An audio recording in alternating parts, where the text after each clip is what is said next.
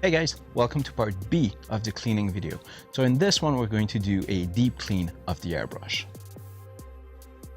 So you've used your airbrush for many weeks and maybe your airbrush is starting to not work exactly properly, or maybe you have a big clog in your airbrush.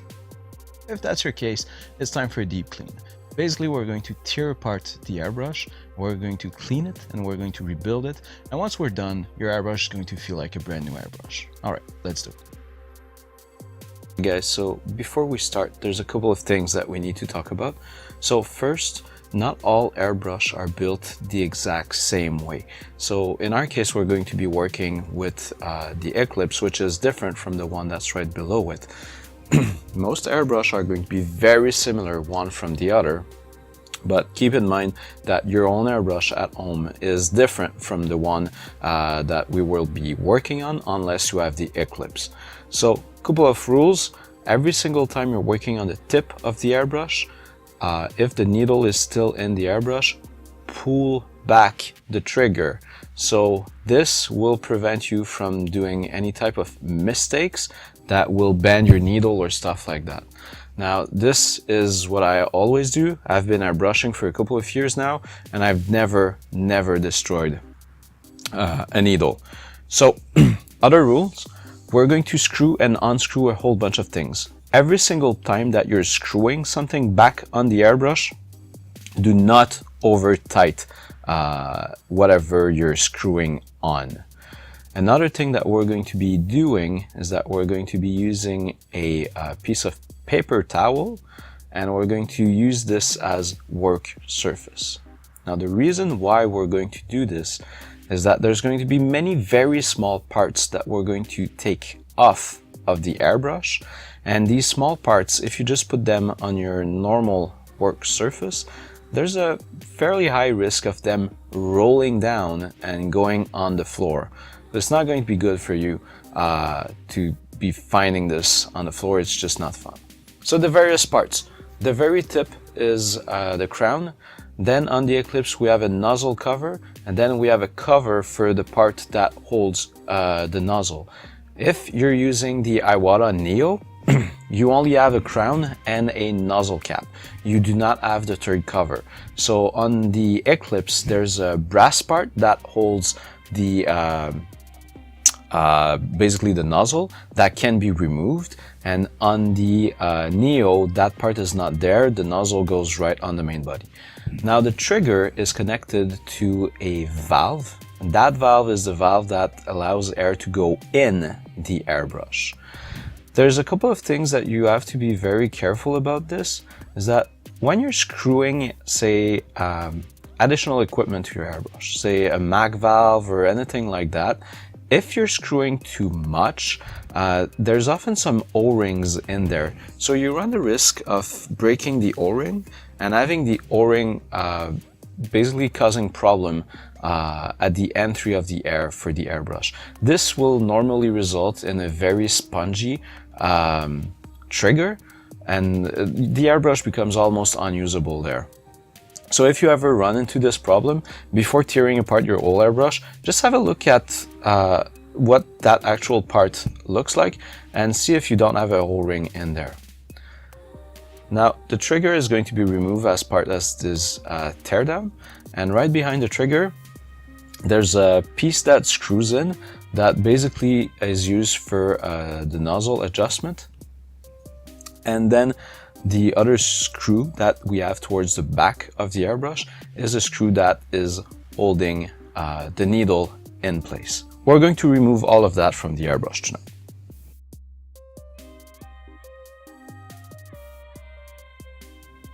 So, before we start on building the airbrush, we need to make sure we have the tools that we need. So, cotton swab, as always, this basically cannot be not used in cleaning an airbrush. You kind of need this. You need a set of brush.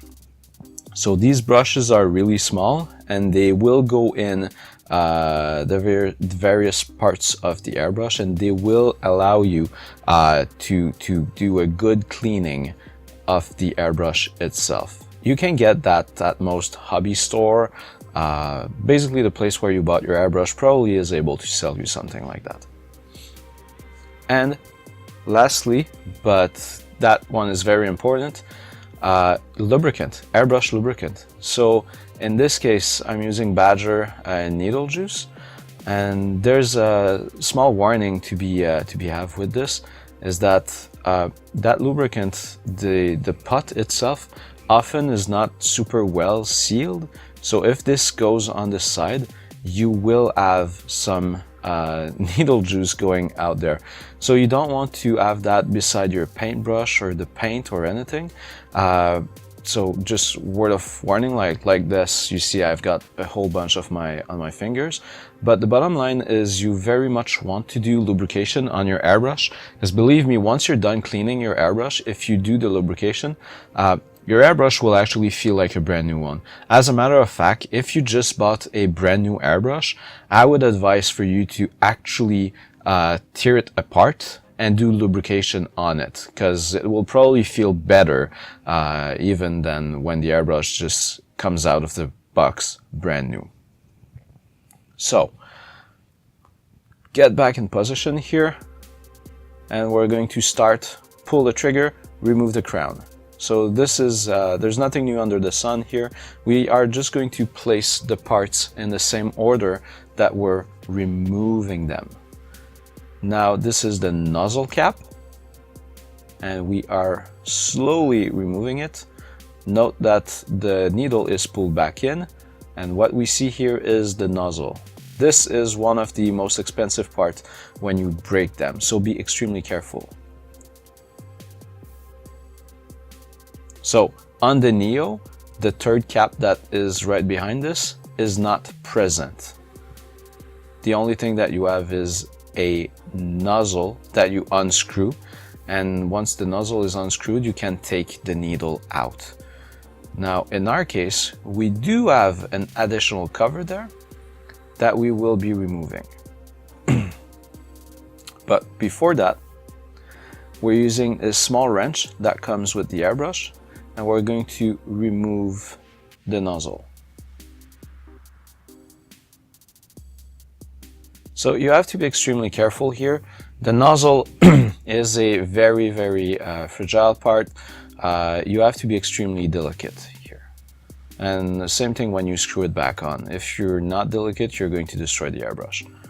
So removing the nozzle, and now you kind of can see why the paper towel is super important. Now the needle is actually exposed, and from there we need to be extremely careful because there's some risk of destroying the needle. So we're going to unscrew the back, and we're going to undo that screw there, and once this is undone, the needle will be free moving. And we can just push the needle and it comes out of the back. Now, technically good practices in on building airbrush is that you should be removing the needle towards the back and not, towards the front and not towards the back. And if you look at that, that airbrush was cleaned not so long ago, but there's still a whole bunch of paint on the needle. So because of the paint that's on there, you remove the needle from the front and not from the back. Now we're going to undo the nozzle holder cap. In there, there's a small brass part. Now always go extremely careful here. That brass part here needs to be removed. It's stuck in there right now. I'm going to use a paintbrush to let it free, and I'm going to place the part in the same order as they are coming off of the airbrush. Now the cool thing with the Eclipse is that if you break a nozzle while screwing it in, you can just change that part. Now on that cap, there's a whole bunch of holes. As you've seen, there's 3 holes. This is where the air comes out from. So you need to make sure that these are clean. And what you're seeing now on the airbrush, there's 2 holes. There's a bigger one, this is where the needle goes, and the small one is the one where air comes out when you're pulling the trigger. Now we're going to undo the trigger mechanism. So the inner part there can be unscrewed, and we're going to unscrew this. Now this sometimes can be a little bit hard to remove because it's a part that you tend to screw in pretty strongly.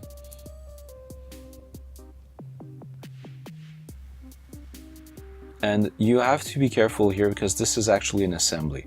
There's some springs in there, and I never undo this. I just remove it and I put that aside, and I'm careful to not undo it. Now the tip there that I just touched is the thing that connects the whole thing to the trigger.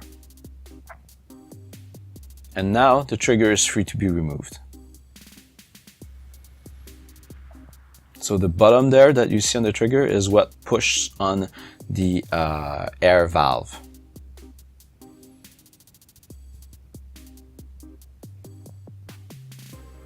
And now we are left with the main body of the airbrush. There is the air valve in there, but we're not going to be removing the air valve.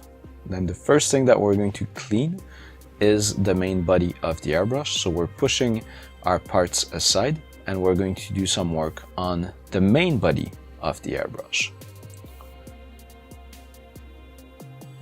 Now doing some camera adjustment here so that you guys can see as best as I can make it seen.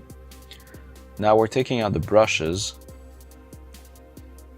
and this is going to be a little bit long. I'm not going to talk all the way through, but basically you find a size of brush that fits the airbrush, and you have to have flow improver sitting right beside you. So I usually put some, sorry, not flow improver, but airbrush cleaner.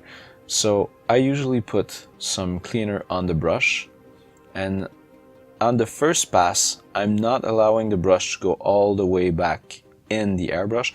I'm just going on the tip there. The reason for this is that there's often some paint in there, and I don't want to push that paint all the way back up in the airbrush.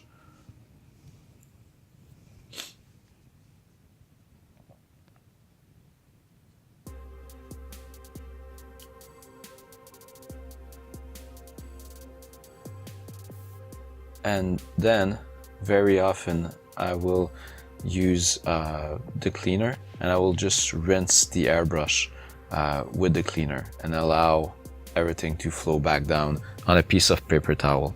There's always some like paint particles that are coming down there.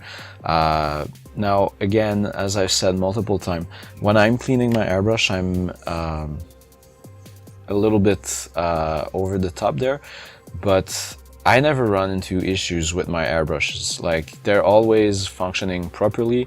I very rarely get clogs, so I guess there's goods in taking your time in cleaning that thing. You can have the brush go through the back as well.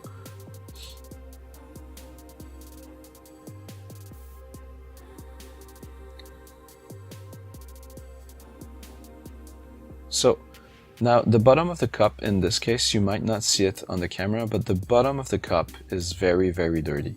So I'm going to try to remove, there's kind of a ring of dirty paint at the bottom that you can't get to in normal cleaning because the needle is there. In our case, the needle is not there. So I'm going to use the cotton swab there to try to scrub this as much as I can. And often this is not quite enough. Used to be alright, but as soon as you've got paint sitting in your airbrush for a longer period of time, you will get some paint build up there. So you remove the needle and you try to scrub it as much as you can. You're not going to be able to do a full clean job with a cotton swab. So what I end up doing is you could use a toothpick or something like that and just kind of try to scratch the bottom of the paint pot. Now I do not have a toothpick there, so I'm going to use the back of a cleaning brush. I would rather use a toothpick there because there is a risk of you causing some small damage to the airbrush doing it the way I'm doing it right now. But if you're very, very gentle, this should be good.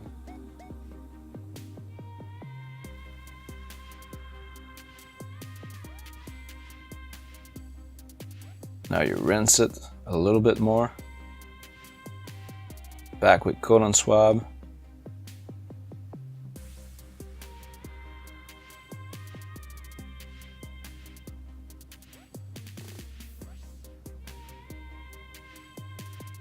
And you just scrub this thing as much as you can.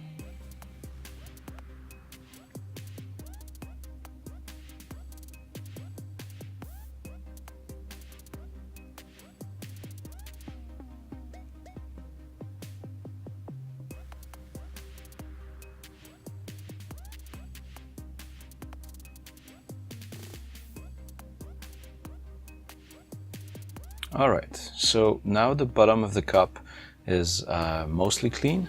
We're going to use a brush and we're going to try to go up the airbrush. Now you don't necessarily have to do this. I do it because I'm trying to be as clean as I can on my airbrush.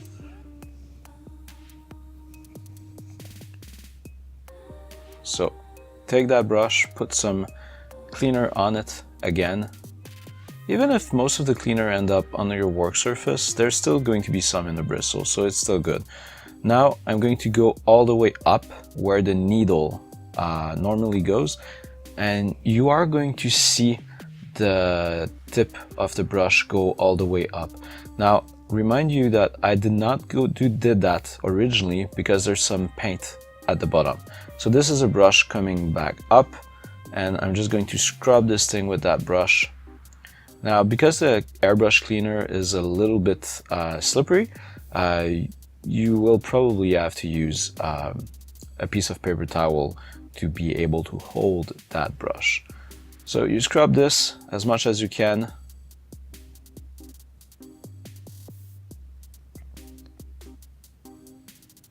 Now, the reason why I'm doing this is because of the way we're holding the airbrush when we're painting miniature.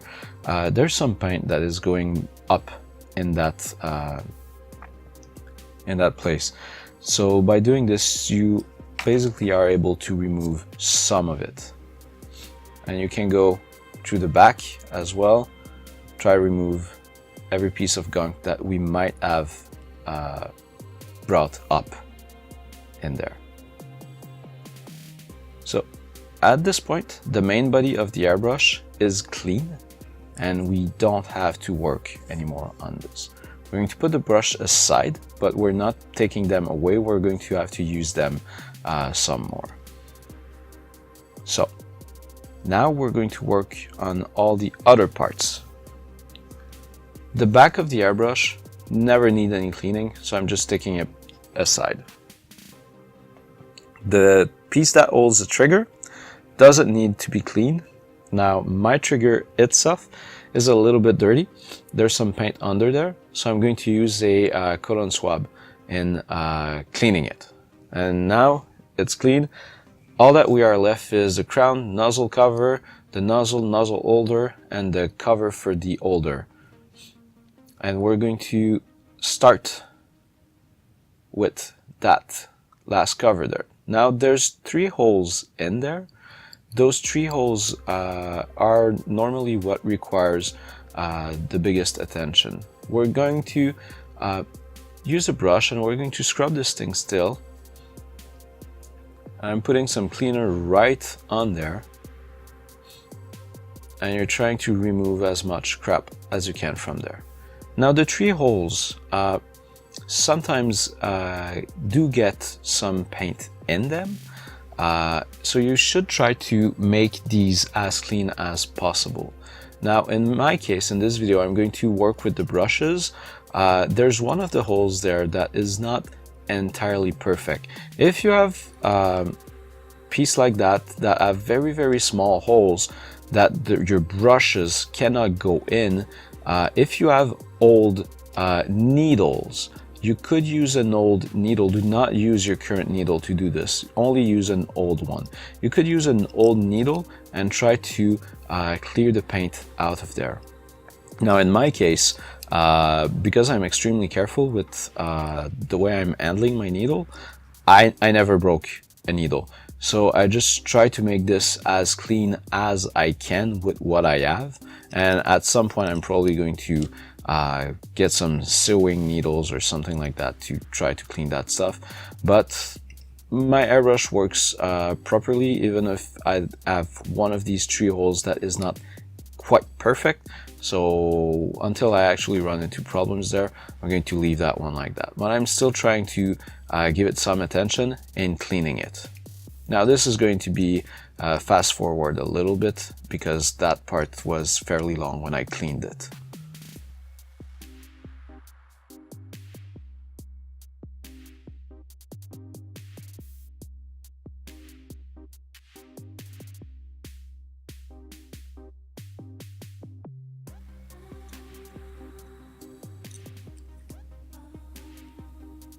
Alright, so moving on to the nozzle holder. Now in cleaning this, I will usually put some cleaner right in the hole, and I will very carefully use my needle and just getting the needle through. This helps remove any paint that's in there. Now if you're using your actual needle that you're using with the airbrush to do that, be extremely careful because the risk of destroying it is pretty high. Or you can use a brush if you have a small enough brush to do this. And you're basically putting some more cleaner in there, and once you're done that, it should be good. You should be clean. Now you dry it so it's not too slippery, and once it's dry, you put it aside. Now we're going to the nozzle. The nozzle, you have to be extremely careful. Now we're going to do something similar to what we did with the nozzle holder. So you're putting a drop of cleaner in there. Now there's not going to be any brush that's going to be small enough to go in there. So you have to use your needle, and you absolutely have to be careful with this. So I just put my needle in there, and I play back and forth very, very lightly and very carefully with this. And now what you're going to see is all the crap that's coming out of it. Look at my finger there. There's a whole bunch of paint that's coming out. Look at that big piece that just came out. Now this was all in the nozzle. Now keep in mind that when I took that airbrush apart, I did not have any issues with the airbrush. The airbrush was actually functioning properly. So even on a properly functioning airbrush, there is some elements like this that a cleaning will help with. Okay, so now the nozzle cover. This one is pretty simple. You just put some cleaner in there and you put the brush and you're scrubbing it.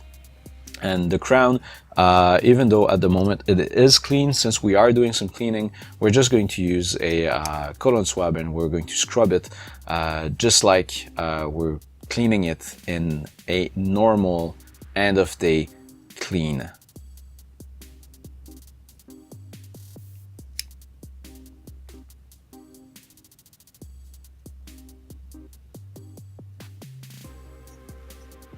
Alright, so now the last part we need to work with is the needle itself.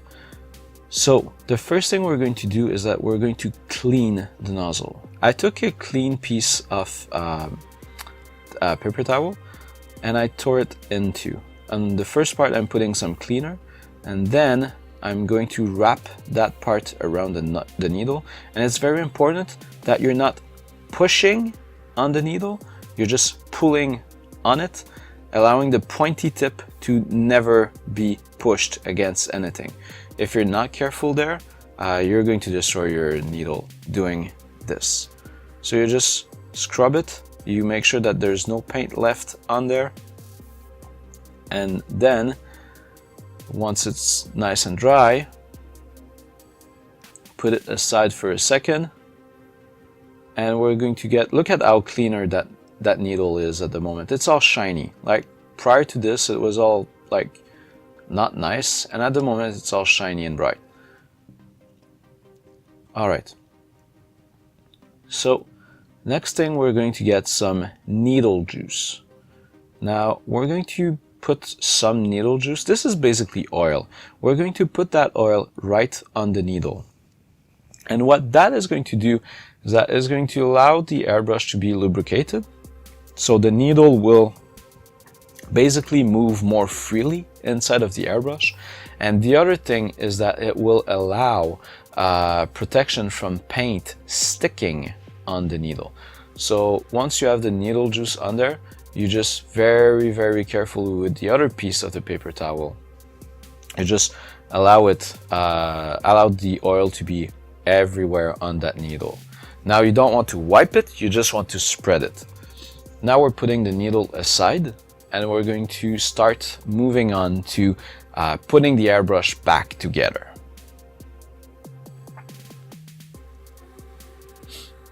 Alright, so the first thing we're going to do is that we're going to put the piece that holds the needle in and the trigger. Now the funny story there is that whenever I'm rebuilding my airbrush, I never remember like what side this part that basically is used to connect the needle to the trigger and the trigger to the air. I never remember in what order this thing goes, so it always takes me like 2 or 3 tries, and sometimes I'm lucky and I get it the first try, but most of the time it requires me two tries. So this is precisely what's happening there. It's me just fiddling around like, oh, how is this thing going? So it always takes me 2 tries to make it work.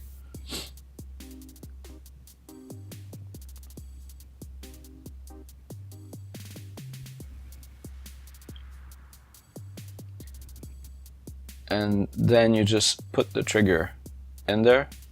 And one way to know if you did it correctly or not is once the trigger is in, if you move the trigger and the back part is not moving, like what just happened there, it means you are not quite correct. So the back part is not moving, meaning the trigger is not connected to the piece that is connecting the trigger to the needle. So now we're going to remove it. I'm going to basically, there's 2 sides that this thing can be put in. So I'm just going to reverse it and put it back in.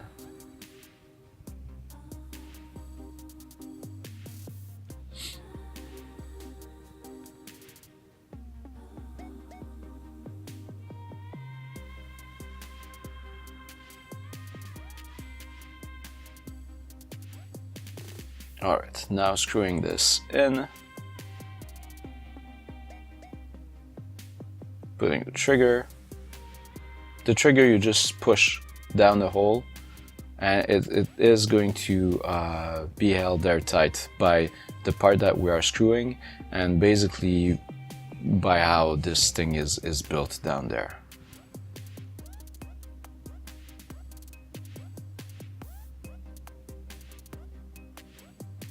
So screwing this in. Checking the trigger, the back part moves, so we are in the correct orientation.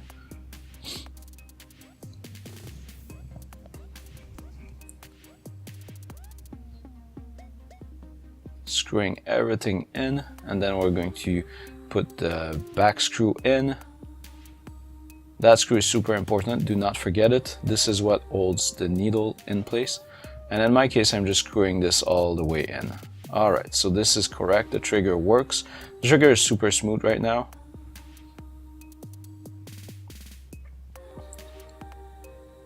Next step is the nozzle holder cover. So I put the brass part in and then I will screw this part on top. Now be extremely gentle when you're doing this and make sure that everything aligns correctly, because otherwise you are going to break parts in your airbrush. Now there's a wrench for that cover and I will use it, but I will just do like just a little bit of a twist there.